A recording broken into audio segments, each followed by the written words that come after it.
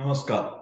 मैं प्राध्यापक डॉक्टर राजेंद्र रघुवीर Deshpande from Pune, Maharashtra state, India. मैं आप सबका मेरे आयुर्वेद एकेडमी यूट्यूब चैनल में सहर्ष स्वागत करता हूं। I am MD in Ayurvedic medicine and MD in Ayurvedic physiology.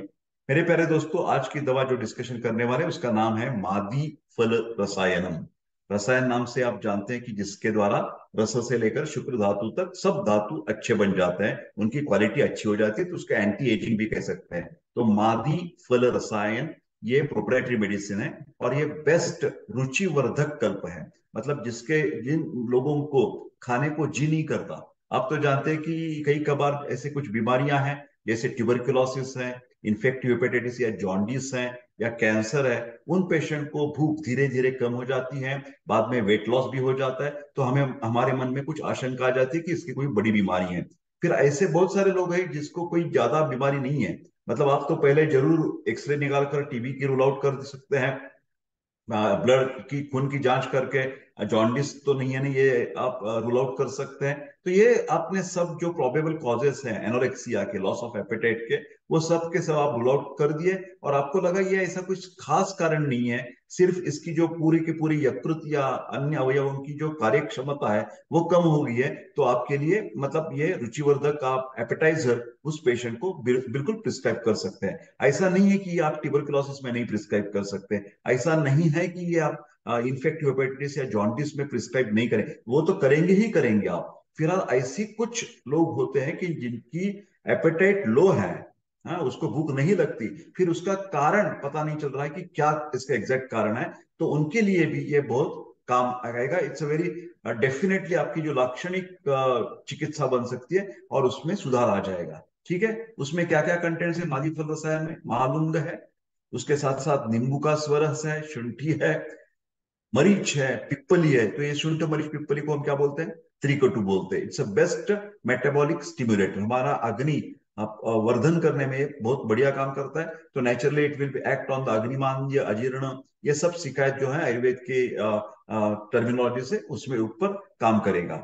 उसके साथ साथ यवानी है, चित्रक। चित्रक का पर्याय नाम सिनोनिम ही अग्नि है। तो नेचुरल है कि यह अग्नि का वर्धन जरूर करेगा। धात्वग्नि का वर्धन करेगा, जाठराग्नि का वर्धन करेगा, पांचभौतिक अग्नि का वर्धन करेगा।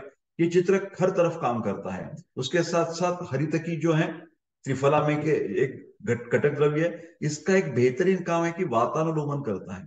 जहां भी आपको transport across the cell membrane की बात हो सकती है, जहां भी आपको लगता है कि नर्व मसल स्टिमुलस अच्छा होना चाहिए, नर्व मसल कंडक्शन अच्छा होना चाहिए, इंपल्स अच्छा होना चाहिए, तो इसका हर एक को हम वातानुलोमन बोलते हैं। तो उसके ऊपर ही हरितकी काम करती है। सेंधो जो है वो फास्ट ऊपर के जो एपेटाइजर्स कंटेंट्स है उसको बढ़ावा देने के लिए, उसकी कार्यशक्ति बढ़ाने के लिए सेंधो काम करता है, सौवर्चल है और शर्करा भी यथावश्यक डाली है। ठीक है, उसके प्रमुख गुणधर्म मादी फल रसायन के क्या है? ये दीपन है, एपेटाइजर है, पाचक है, कार्बिनेटिव है, वातानुलोमक है, पेरिस्टाल्टिक मूवमेंट्स अच्छी रहेगी, पित्त सारक है, जो गंदा पित्त है, अत्यधिक उष्णता है वो शरीर में से निकल जाएगी, और माइल्ड लैक्सेटिव भी उसकी एक्शन है। जिनको कॉन्स्टिपेशन की शिकायत है, कब्ज की शिकायत है, अर्श की शिकायत है, उनको ये देना चाहिए। ये आमाशय में पाचक तत्वों की मतलब डाइजेस्टिव जूसेस जो है, एंजाइम्स जो है, उसकी आवश्यक मात्रा में उत्पत्ति करा के शुद्धावर्धन कार्य करता है और अग्निमांद्य और अरुचि को दूर करता है।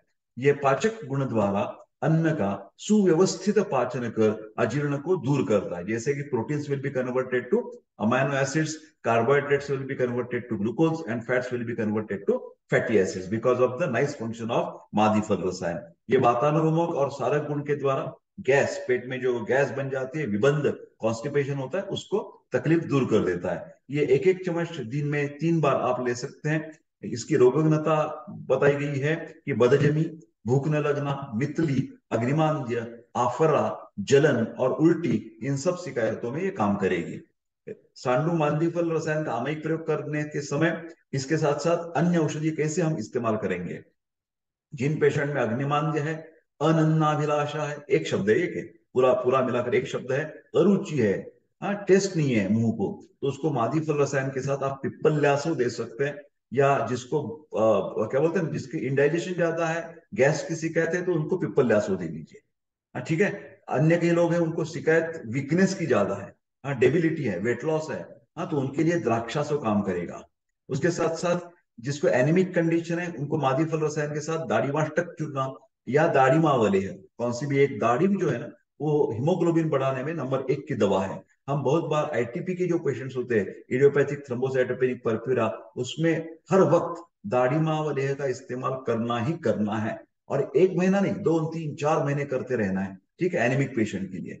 मलावरोधजन्य अग्निमांद्य, जिसमें क्या है, अग्निमांद्य भी है और कॉन्स्टिपेशन भी है, मलावरोध भी है, तो उसमें मादी फल रसायन के साथ अभयारिष्ट सिम्टोमेटिक, उससे क्या हो जाएगा, पेरिस्टालसिस मूवमेंट चलाकर वो लैक्सेटिव, अच्छा लैक्सेटिव है। उसके साथ साथ कई कबार क्रॉनिक आपकी लिवर की खराबी है, चाहे वो इन्फेक्टिव हेपेटाइटिस ए हो या बी हो या सी हो या डी हो या सिरोसिस हो या लिवर का कैंसर हो, उन सब कंडीशंस में आपको आरोग्य वर्धिनी का इस्तेमाल करना चाहिए। उसमें कुटकी एक प्रमुख द्रव्य है जिसके द्वारा यह पित्त रेचन का कार्य अच्छा होता है।